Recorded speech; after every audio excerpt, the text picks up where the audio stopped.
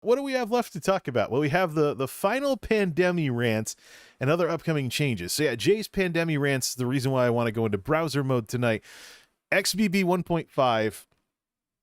You know what? Let's see if we can do a stuff from streams with this. YouTube's been nerfing this capability very recently, especially since they redid the UI.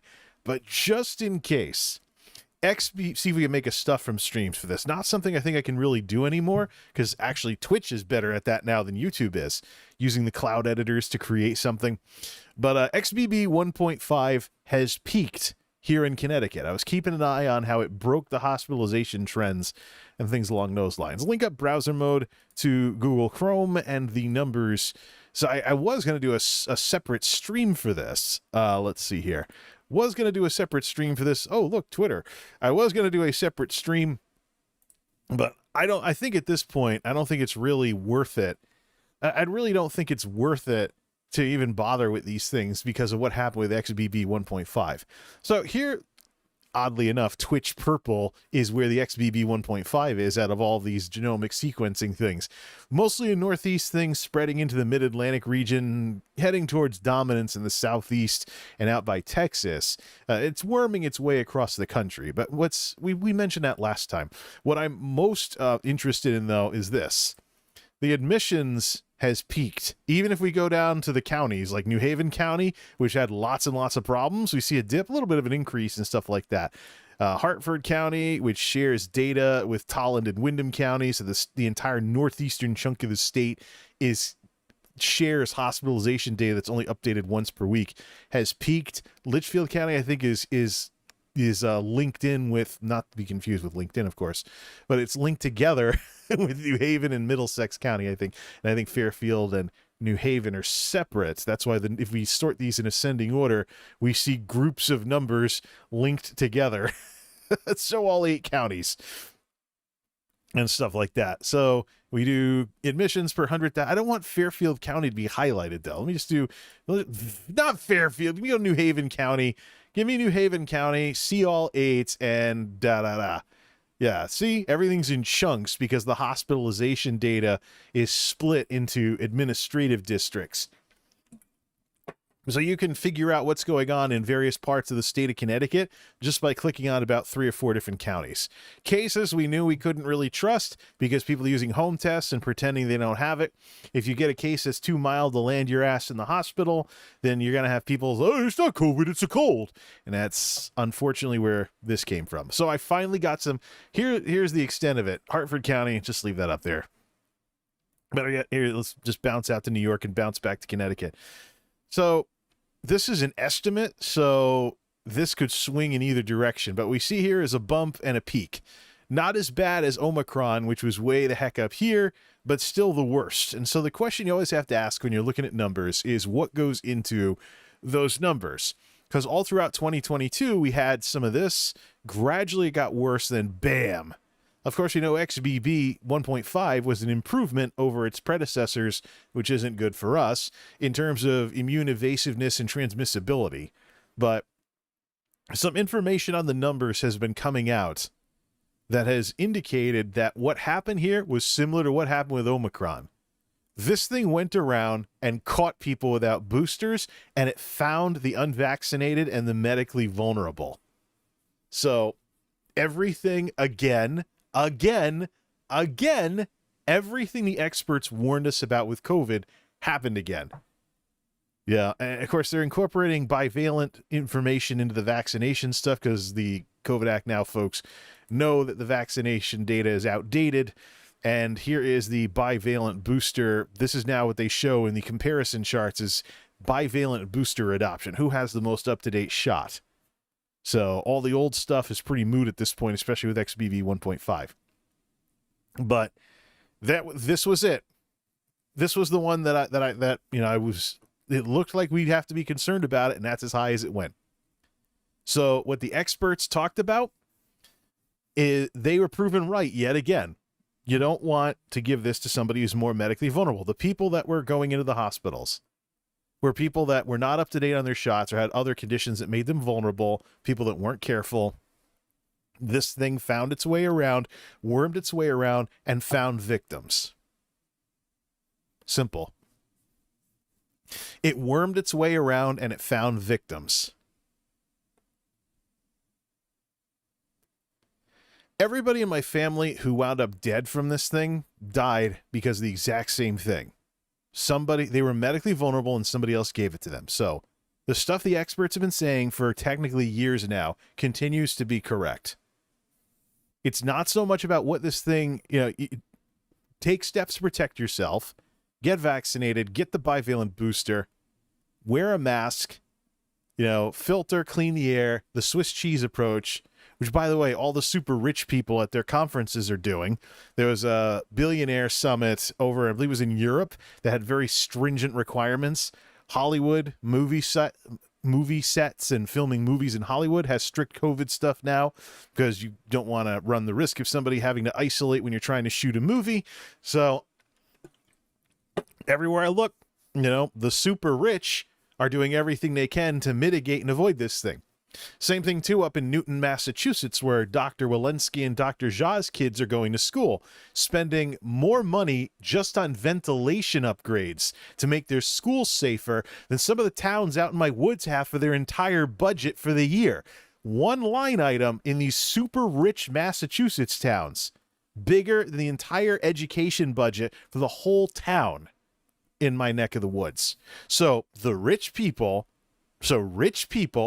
are being cautious, but then there's this nonsense going through the media about how people that wear masks are holdouts or rebels or whatever. So why is it that rich people get to be tenacious while everybody else needs to just throw their hands in the air and accept mass infection as the new normal? No. Especially when scientists are still working on what are those cumulative effects of too many infections. Or better yet, too many infections in too short a period of time because you do absolutely nothing to protect yourself. And the viruses and these variants keep evolving to evade even infection immunity from one or two variants ago. BA.5 was evading infection immunity from the original Omicron. XBB 1.5 was evading immunity even from the BQs. So, but I think this story of what happened with XBB 1.5 in the Northeast is going to happen elsewhere in the country. And I think this is going to be what we see unless some new civilization-threatening variant with more severity comes out, similar to the earlier ones. I think this is going to be the story over and over again. So, I have some masks to use up, but even still, I'll keep the masks around because it's probably cheaper for me to have a mask than risk losing my job because I blow all my sick time in one single week of having to isolate until the CDC lifts that guidance, of course. But, here, let's go over the waves one more time here. This was UK Alpha, no vaccine. That eventually died. Delta variant did this. Omicron is the big spike. BA2 got us to here. BA.2.12.1 is this spike in May, BA.5 in the summer, BQs in the autumn, and then the Kraken XBB 1.5 shooting everything up going into 2023. Good, at least I got the year right on the date. Ooh, the heater's clunking. Good, lets me know it's working. But actually, the cover warps when it gets warm enough, so it's definitely warming the place up. What are we at? 68 degrees now? Like the houses I grew up in, all you really need is 68 degrees. But yeah, this was it. And so I think, the rest of the country, of course, you have, a lot of anti-vax nonsense in other parts of the country that might cause more problems out there. But for the Northeast, we've pretty much seen it at this point, although we are talking like 80-something% of the cases are XBB 1.5. So it wiped the board of most of everything else by now. But here's where we're at. There's other parts of the country where this hasn't happened yet, but the Northeast is the template for what's coming. And it's going to happen at probably different times of the year and stuff like that as this thing makes its way around and stuff. I think the Southeast and Texas might be worth keeping an eye. These regions might be worth keeping an eye on here in terms of who has the Northeast story next. That's the thing. I think what we've seen here is if this is it, this is what we're going to see with these waves, then I can just say at this point that a lot of whenever this breaks, it's people blowing off boosters or something like that. Because let's go over this one more time here in Connecticut. if Omicron scared a bunch of people into getting a booster shot, then there wouldn't be as much of a jump up in this part of the year. Also, the bivalent booster came out in September, so this jump would have happened earlier if people weren't spooked into getting another booster shot. So there are some people that won't actually go get updated on their shots unless something scares them, which is not the way to do it, by the way. These intramuscular injections have a 2-week ramp-up period, so you don't want to wait until people start getting sick to get caught up on things. So, no, it's I think what happened with XBB 1.5 would have happened earlier if people hadn't been spooked into getting more shots because of Omicron. Look at this bowl down here when everybody has the infection immunity and there's not much else going around. I don't know if we'll ever see that again. There's been one thing after another after another. So, but it was a steady increase as people got complacent and the media acted like nothing was wrong, and President Biden said the pandemic was over, blah, blah, blah, that crap. There was this going on, and suddenly we get this.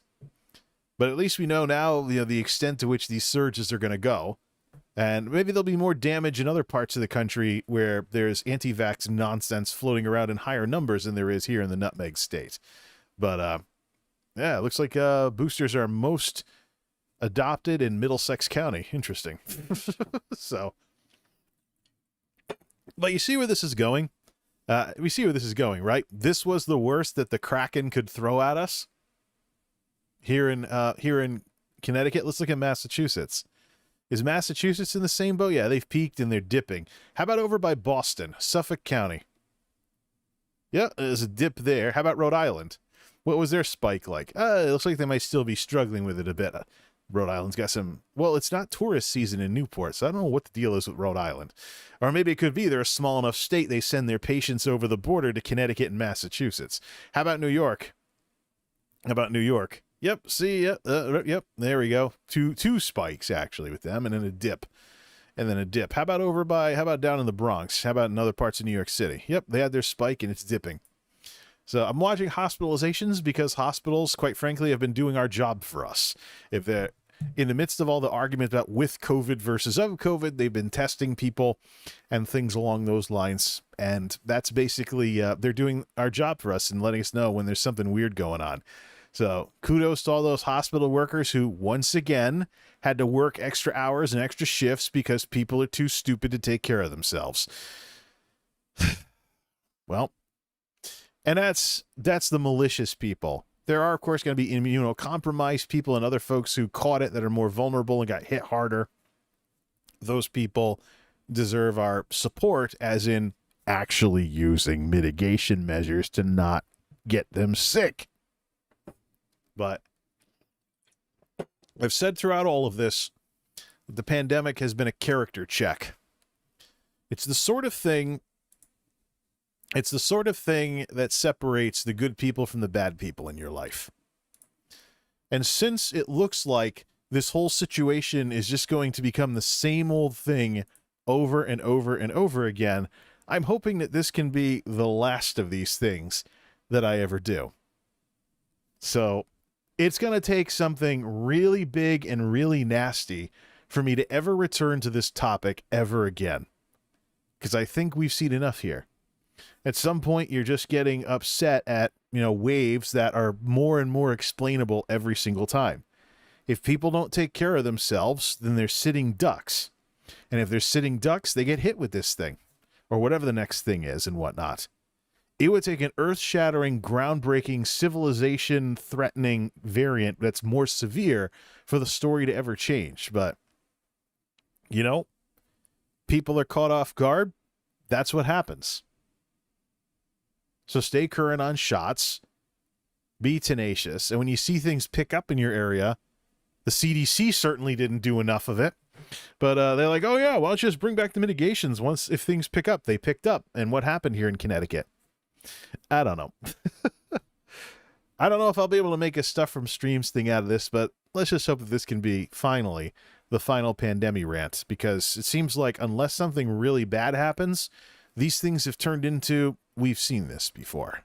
Till next time, this is MultimediaJay signing off. Thanks for stopping by.